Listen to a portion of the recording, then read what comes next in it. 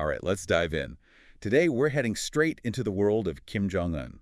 A fascinating and often unsettling world it is. We're going to try to unpack his story using excerpts from the National Geographic documentary Dictator's Dilemma, North Korea, Inside the Mind of a Dictator. Ah, yes. That documentary offers some really compelling insights. It really does. And it kind of paints him into a corner, doesn't it? I mean, Mm. here he is trying to modernize North Korea. Right, trying to project this image of progress. Exactly. But at the same time, he's still holding on to these really brutal dictatorial tactics. So the question is, can he actually pull this off? Can he modernize and be a dictator? It's a question that has baffled analysts for years, really. The documentary makes this really interesting comparison, actually. They compare Kim Jong-un to Michael Corleone in Godfather 3, wanting to legitimize the family business. Oh, yeah, I see that. But he's stuck, really. He can't escape its criminal roots. It's a good analogy. And the documentary really digs into some of the shady stuff going on. It claims North Korea is making like $2 billion a year through Okay. illegal activity. $2 billion! Arms dealing, drug trafficking, you name it, even cybercrime. Essentially a massive slush fund for Kim Jong-un. Exactly. And it's all funded by activities that, would land anyone else in serious trouble. It really highlights the challenge he faces, trying to present himself as this modern leader, worthy of respect on the world stage. But then, on the other hand, You have all this going on behind the scenes. yeah, it's this contradiction. Hard to reconcile. And it becomes even more apparent when you consider the assassination of his half-brother, Kim Jong-nam. This was not a quiet affair. This is a very public execution. Oh, absolutely. A brazen act, using a nerve agent. In a crowded airport, no less. It's chilling. What kind of message does that send? I mean, not just to the world, but to anyone thinking of questioning Kim Jong-un's power. It's a stark reminder that beneath any attempt at modernization, beneath that veneer, there's a brutal regime. And it's not just the method. The documentary suggests that Kim Jong-nam may have been a CIA informant. Wow. So a potential motive, too. If true, it adds a whole other layer to this whole story. It definitely complicates things. And it speaks to the kind of world Kim Jong-un grew up in. The documentary talks about this hidden kingdom his father built. Yeah. A world of secret tunnels, roads designed to keep them hidden. This wasn't just for show. It was a real manifestation of paranoia. This constant need for secrecy, absolute control. And the documentary even suggests that Kim Jong-un may have his own escape tunnel. To China, of all places. It's incredible, an escape route, just in case. It really speaks volumes. This is the environment that shaped him. But then here's the thing. We learned about this period in his life as a teenager. He attended a public school in Switzerland. Switzerland, that's wild. It's almost impossible to picture. The future dictator of North Korea, just mingling with ordinary Swiss kids. Talk about a culture shock. Going from this world of secrecy and control to a society that values, freedom and individual expression. And there are interviews with former classmates in the documentary. They say he was obsessed with basketball. He wore Chicago Bulls gear. Really? That's amazing. They paint this picture of a fairly normal teenager, but with a strong sense of national pride. Makes you wonder if he saw something in the West. A different way of life that maybe influenced his vision for North Korea. Yeah. Did those years plant a seed? It's tempting to think so, but here's the twist. The documentary also reveals that his aunt and uncle, the ones who cared for him in Switzerland, What about them? they defected to the U.S. Embassy, leaving Kim Jong-un behind. No goodbye, nothing. That's heartbreaking, to be abandoned like that by people he trusted. Absolutely. It must have had a profound impact on him, shaped him in ways we can't even imagine. Yeah. And it's a reminder that even dictators have these complex personal stories that influence who they become. And speaking of decisions, the documentary looks at Kim Jong-un's efforts to modernize North Korea. I mean, ski resorts, theme parks, even shopping malls are popping up.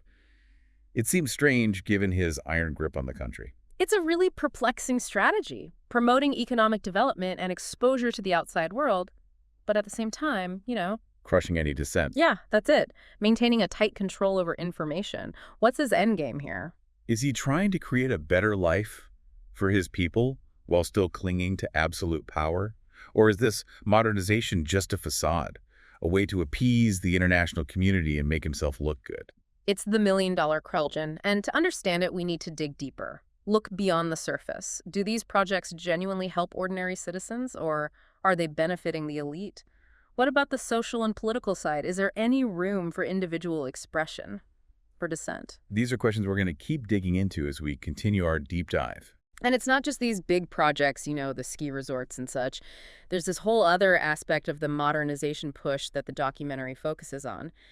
Kim Jong-un's wife, Ri Sol-ju, she's presented as a very different kind of first lady. Oh, yeah, that's right. The documentary showed her at those events, dressed up all fancy. It's a big change from the past, right? You rarely even saw the wives of previous leaders. It's definitely intentional. They're trying to project this image of a modern, approachable first lady, almost like almost like a celebrity. Yeah. She even has designer handbags and stuff. And she's not just there for looks. The documentary highlighted how she interacts with people, like the children, even engages in diplomatic things, like a supportive, modern wife. They're trying to create a specific image, and not just with her. Remember how they talked about North Korea's foray into social media? Oh, right, with those government-approved influencers. They present this picture of life in North Korea as this, how did they put it? Socialist fairyland. But let's be real, it's a very controlled, very sanitized version of reality. It's interesting how they're using social media, right, to shape the narrative, not just inside the country, but for the rest of the world. But can it work? Access to information is a tricky thing to control. That's the question. Can you really control the flow of information these days with the internet and everything? What happens when people start comparing those carefully curated glimpses of North Korea with, reality, or with information they find online from outside sources? It's a delicate balance, and it's not just external information they have to worry about. The documentary brings up another powerful figure in the regime. Who's that? Kim Yo-jong. Kim Jong-un's younger sister. She's gone from a relatively unknown figure to one of the most influential people in North Korea. They talked about her rise to power, right? Started out handling her brother's propaganda and then just kept growing from there. Her appearance at the 2018 Winter Olympics in South Korea was a brilliant move, strategically speaking. First member of the Kim family to visit the South since the Korean War. All smiles and charm, seemingly open to peace talks. But later in the documentary, we see a different side of her. She's a harsh critic of South Korea now, issuing threats. Even ordered the demolition of that liaison office they use for discussions. It's a stark contrast, from charming diplomat to hardliner. So what's going on there? Is it a deliberate strategy? Good cop, bad cop? It's possible. It keeps their opponents guessing, maintains a certain level of unpredictability. And it makes you wonder about the power structure within the regime. The documentary even mentioned the possibility of a dual dictatorship emerging. Kim Jong-un and Kim Yo-jong sharing power. That's fascinating but risky. Historically, dual dictatorships haven't always worked out. Right. Think of Rome or ancient Sparta. Things can get messy, power struggles, conflicting priorities. Exactly. And even if they work together, does it really solve the problem? Can a fancy ski resort make up for a lack of basic freedoms? We can't lose sight of the human element here. These decisions have real consequences for the people of North Korea. It's their lives at stake. Yeah, it's like, are these changes just for show? Is Kim Jong-un really trying to improve people's lives, or is it all about maintaining his power? Well, the documentary hints that this dual dictatorship idea could be his way of doing both. Having it both ways. But can it work? History isn't exactly full of successful dual leadership examples. Right, you think about ancient Rome, Sparta, even some more recent cases. It often leads to infighting, conflicting goals. Doesn't usually end well. And even if they do manage to stay united, will it actually change anything for the people? I mean, will a new ski resort make people forget they don't have basic freedoms? Exactly. That's the human side of it all. We can't forget about the actual people living in North Korea. Their lives are being shaped by these decisions. And the documentary kind of leaves you hanging, doesn't it?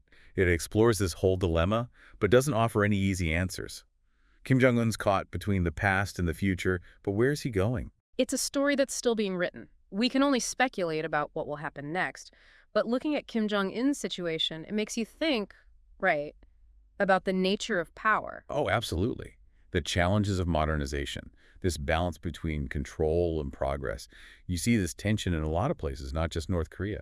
Yeah, when societies try to grow, economically modernize, it often clashes with the old ways of doing things, with those in power. It's rarely a smooth transition. It takes a willingness to change, to maybe give up some control, and to really think about everyone involved. And that's why it's important to stay informed, to think critically, not jump to easy conclusions. What's happening in North Korea might seem far away, but these issues, They matter to all of us. It's a reminder that decisions made by leaders, no matter where they are, had a real impact on people's lives. And we need to pay attention, ask questions, hold them accountable. Couldn't have said it better myself. This deep dive into Kim Jong-un's world has been fascinating. We've looked at his contradictions, his goals, this impossible situation he's created. It's a complicated story, but I hope we've helped our listeners understand it a bit better. This country is often misunderstood. I hope so, too. Understanding is the first step to having real conversations, to finding solutions. And that's a good goal for any deep dive, right? To spark people's curiosity, to get them thinking. Absolutely, because it's about engaging with the world, looking for different perspectives, always learning. Well, on that note, I think it's time to wrap things up. Thanks for joining us on this journey into the mind of Kim Jong-un. It's been a pleasure exploring this with you. And to our listeners, remember, stay curious, stay engaged, and keep exploring the world around you.